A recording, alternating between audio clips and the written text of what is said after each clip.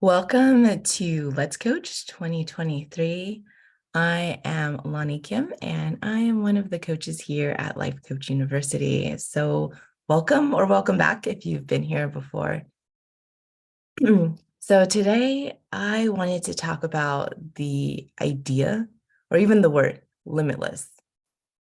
And I wanted to ask you, what does the word limitless bring to mind for you? Just think about it. What are the top three things that come to mind for you when you think of limitless?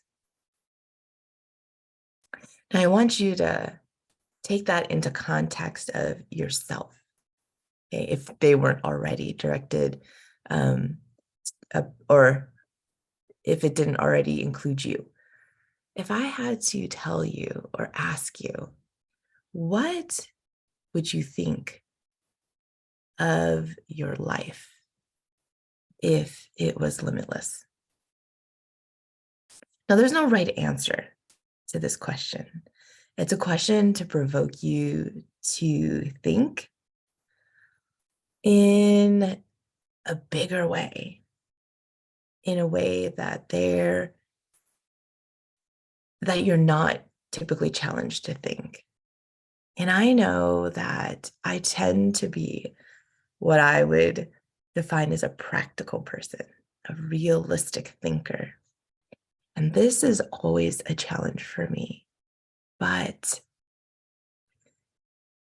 it's where you develop your dreams, your greater vision for your life, the mission on how you're going to execute what it is that you imagine yourself doing so you can fulfill your vision. So limitless. Now, I want you to think about, what would you do if you were limitless?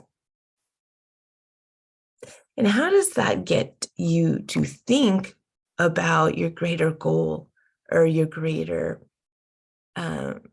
journey in life? Okay. Limitless, it's amazing, right? It's amazing ways to take like the few things you want to do in life. And it puts no boundaries on your ability.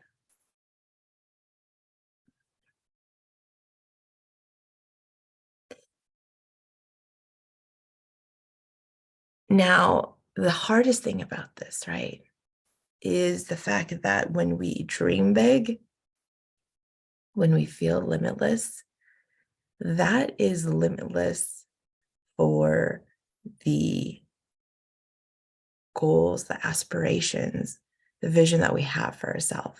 But on the flip side, right, limitless could be any number of results, and they may be unexpected results.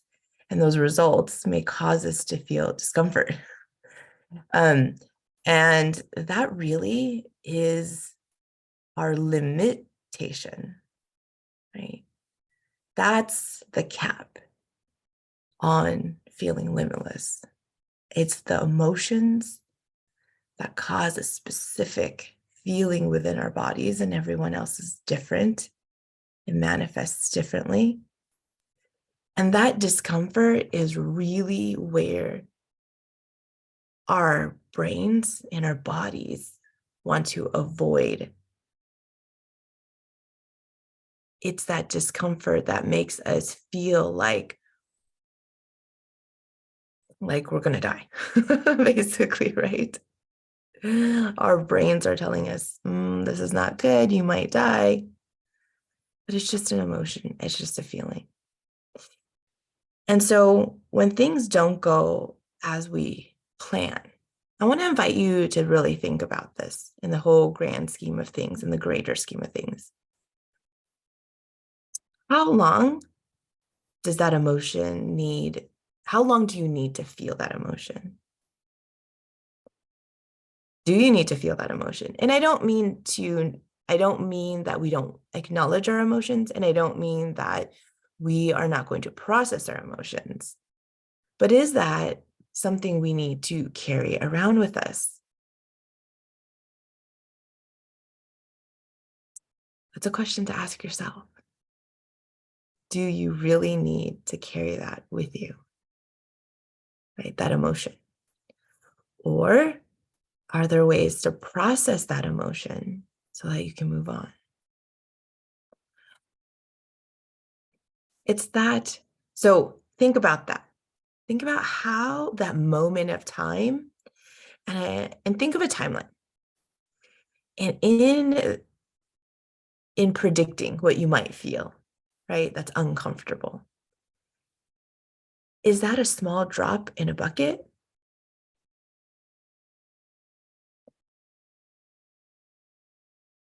Or is that going to define your whole life? Or is that the bucket? You get to choose. So I want to invite you to think about that. Um, and the other thing I want to invite you to think about is, in the grand scheme of things, we will take a journey. We're all on a journey. Now, if you imagine typing your destination into a GPS system, right? Maybe you're using Google Maps. And very often you are offered different, different directions, different ways to get to that destination. And I want to invite you to think about the fact that when you try to take some type of action and it doesn't yield the exact result that you're looking for, you just need to recalculate your GPS. It doesn't mean that you're not headed towards your vision. Or maybe you did take a left instead of a right, and you just need to circle back around and get going in the right direction. And life will sometimes look like you're on the freeway on the fastest route, and there's an accident on the freeway, and the time to your destination is no longer 15 minutes, but now it's 30 minutes. And how would you navigate that? And it doesn't mean you're not going to get there. It may take longer than expected. But I want to invite you on that journey that is 15 minutes instead of 30 minutes. Now, what could you do? And this is what I mean. If I have to get somewhere on time and I'm meeting someone, yes, I do feel a little stressed if I'm running behind schedule. But if it's just simply a destination I'm getting to, what I've had to train my brain on, especially because I live in an area where traffic can run your life or seem like it runs your life. It really dictates so many things. It could mean 15 minutes all the way up to an hour to get to the same destination.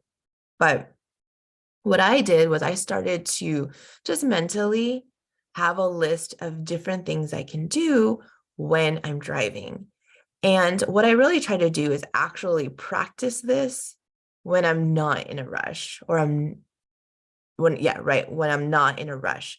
So for instance, when I'm driving, I really see it as my quiet time. Now it may look different for you in different stages of life. If you have like a newborn or something like that, obviously you're trying to pay attention to them. So how you do this is going to look different for you maybe, but for me, I look at it as pretty much my kids are a little bit older. My youngest is 9. They're not needing anything from me that they can't get themselves. And I've trained them pretty well to know that I put a lot of things in the back, like snacks and drinks and books, so they know where to get it.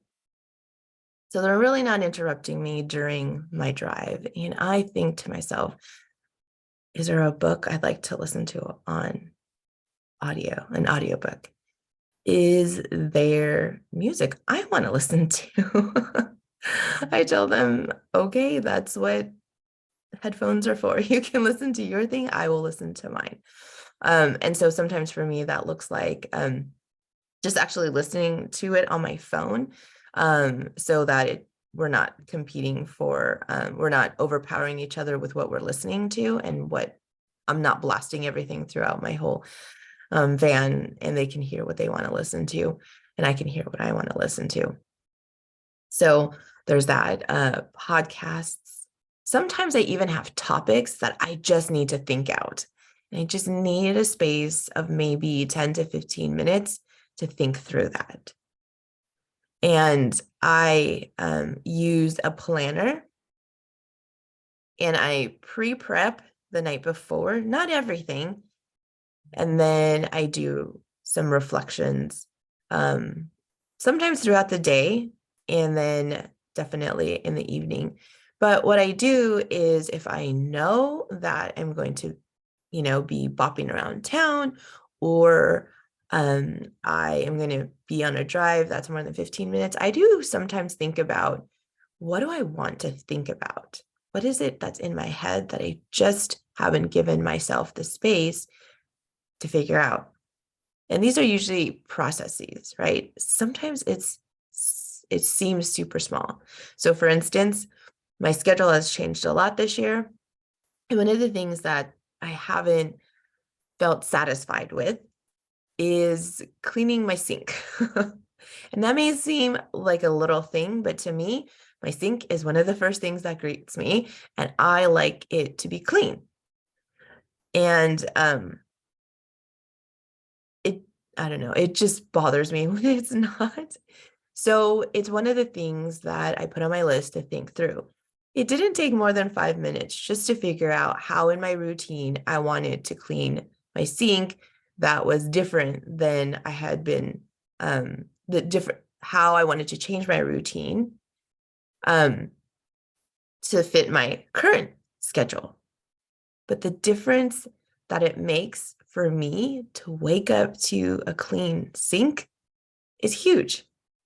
I like to see my sink area cleaned off. I like to see my porcelain shining. I don't like when I see someone else's toothpaste that was there from the other night. I don't like when it's cluttered. That's personally, for me, how I like to start my day. Everyone's different, right? It might be a workout for you. It might be journaling for you. It might be that cup of coffee for you, whatever it might be. So I actually used that time, that little bit of driving time, just to think, okay, when is this going to work? Or how can I make this work with my newest schedule? And I also had to have a little bit of a reality check as to, am I really going to get to clean my sink 6 times a week as I'm used to? Or did I have to be a little more realistic, right? So I did have to bump it down a little bit. And then I had to schedule the times differently, which I tend to like to do things at the same time every single day. And that just isn't going to work for the current routine I had. So that caused a little bit of discomfort within me, because that's just not the way my brain wanted it. It feels like it's too effortful to keep track of 2 different times on different days, rather than just one time every single day, or 5 days a week, 6 days a week. Now, that may seem like a small thing to you, but getting started in the morning is a huge thing for me. That can make the huge difference with how I feel that day went. Not how the day actually went, right? But how I feel about the way that day went. And ultimately, that's the most important thing. Because if you are accomplishing things, right, but ignoring how you emotionally feel about things, right? Then we're not valuing ourselves, we're valuing our productivity. And what probably is related to people pleasing, right? We want other people to think something of us. We want to help other people. We want to have an impression in other people's lives, but we also need to value ourselves and our emotions, right? So it may seem like a little thing, but for me, that is one of the things I do for myself, is getting my morning routine to be not just productive, but also it honors who I am and helps me to get a good start on the day, helps me to reflect if you do journaling in the morning, right? Setting yourself up for success. So my sync, as silly as it sounds, is one of my steps to setting myself up for success, which is a very active way to think about things. Setting yourself up for success is a very active way to think of things. So contrast that with it's not a big deal, right? Or I am not doing things to take away from my success, right? So that's a more passive way to think versus setting yourself up for success is an active way to think. So I want to invite you to think about that. Okay, so let's tie it back to feeling limitless, right? So feeling limitless, I'll be honest, the way that I think about it is two things. How exciting. And then my other brain tells me, limitless means there's probably nothing underneath you holding you up. There's nothing protecting you. And that is the flip side of limitless, right? That as big as we want to dream, there's also the reality of the disappointments that may happen along the way are just as big as our vision sometimes. And that's something we have to prepare ourselves for and to take those steps of stepping out, maybe starting out with something, if it's greatly discomforting, right? It causes a lot of discomfort, is starting off with something that might seem more manageable, but keeping in mind what that looks like if you really could just go for it and be limitless. Sometimes it takes some steps to get into that mindset, but what would it take, or what would it look like if you were limitless?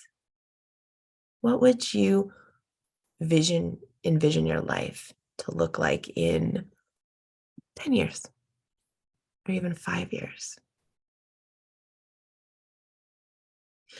Or it might be even a year or this month. It's somewhat the beginning of May.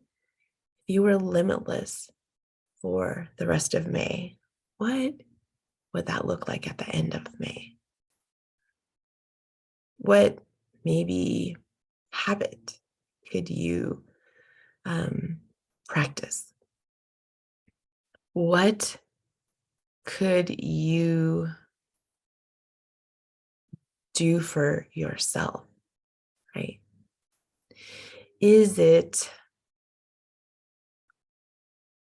waking up 15 minutes so that you can journal? Is it waking up half an hour earlier so that you can grab coffee, go for a walk, and just be by yourself for a little bit? What could you do with that? Or Maybe it's, what if you reached out to um, one person a week or one person a day to make a connection? So maybe you're feeling in your life you're lacking satisfying, fulfilling relationships, right? So what would it look like? How could you change that if you just reached out to one person today, tomorrow, right? Or maybe Monday through Friday for the rest of the month? What would that look like? How would your life change if you had one or two really valuable relationships?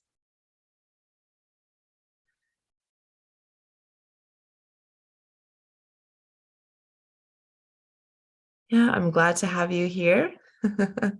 Welcome back and congratulations on your new job. That's awesome. So, what would you do if you could be limitless? Right? So, that's a month forecast. That's pretty exciting. I don't know about you, but definitely coming off of those 2 years of quarantining, right? Relationships have such a different connotation in my life now, or not connotation, place in my life now, or I see them in a very different light. We take them for granted, yet when there are things that are out of our control, like not being able to go and gather in parties and gatherings, or not even being able to grab coffee with a girlfriend, what does that do to us, right?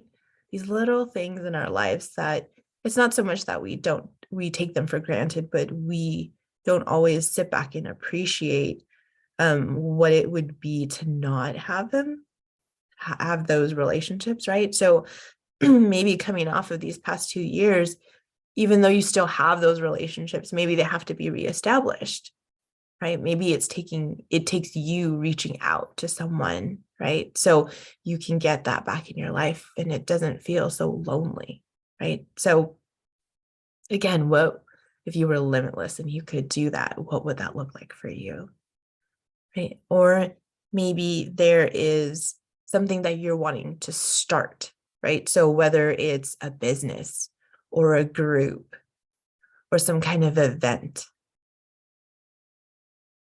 if you put in, say, 1 hour on a Saturday each week for the next 6 weeks, what could you accomplish for yourself if you were limitless? What's something you've never done that you don't even realize that you'd want to do? I think that's one of the most thought provoking questions and hard questions to answer, because what we don't know, we don't know. But I invite you to think about, what is it that you don't know? And I'm not saying look at it as missing out at all, but there's so much in life. And when we know that, we start to have a different mindset. We start to expand everything. And the little drops in the bucket along the way that don't go well don't have the same impact, because when we see all the possibilities, we see the breadth of things in life. It's just, okay, we're going to pivot to something else. There's so much out there. This isn't the one thing that defines me. That helps fuel that ability to think, if I were limitless, what would happen?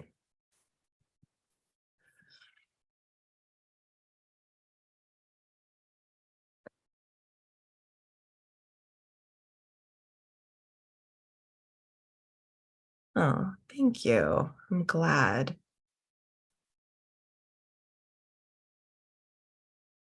The, that's amazing. You've taken some really bold steps, and that takes bravery. So I congratulate you on that.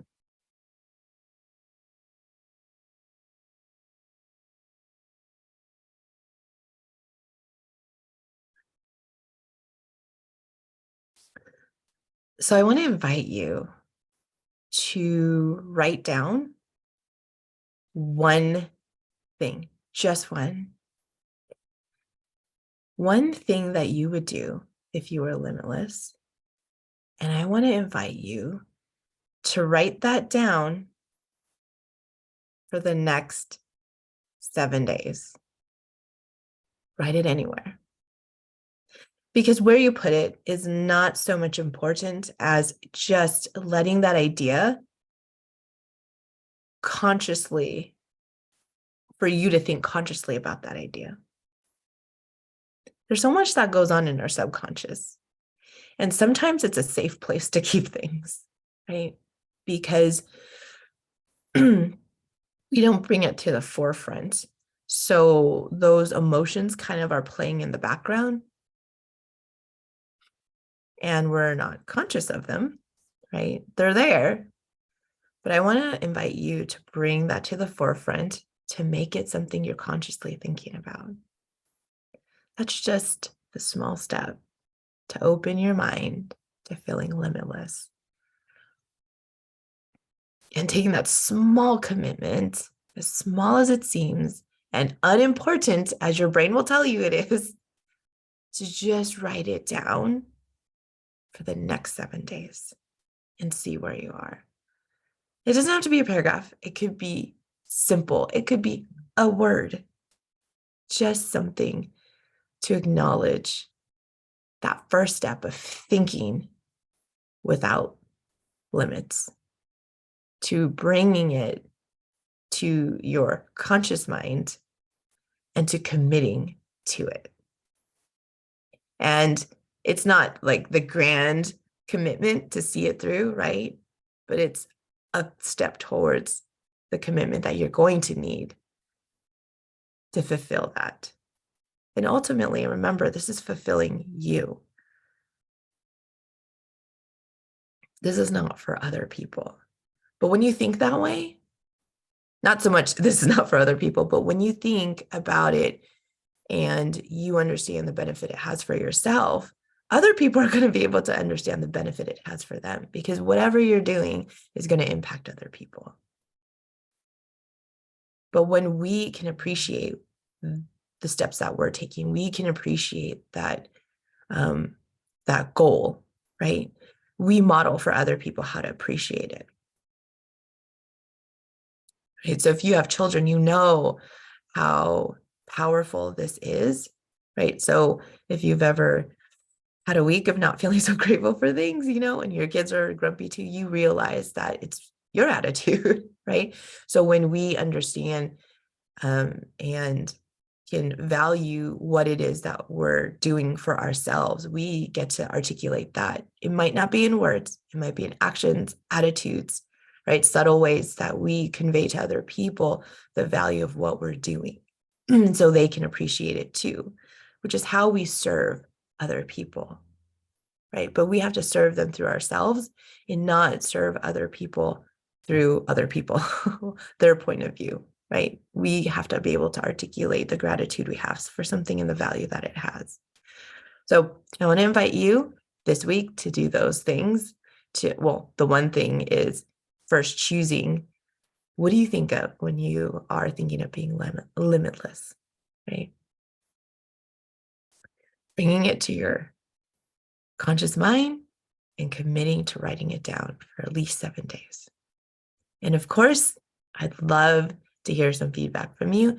And you can always submit any feedback that you have to us at hello@Life Coach University. And it's just always a joy for us to read those. And sometimes we post them and just know that that also inspires other people. So we're really grateful when we get some feedback. Thank you for being here today. I wanted to invite you to also check out the other coaches on campus. There is coaching here every single day. We are here to support you and your journey in life. All right, so I'll see you next week. Take care.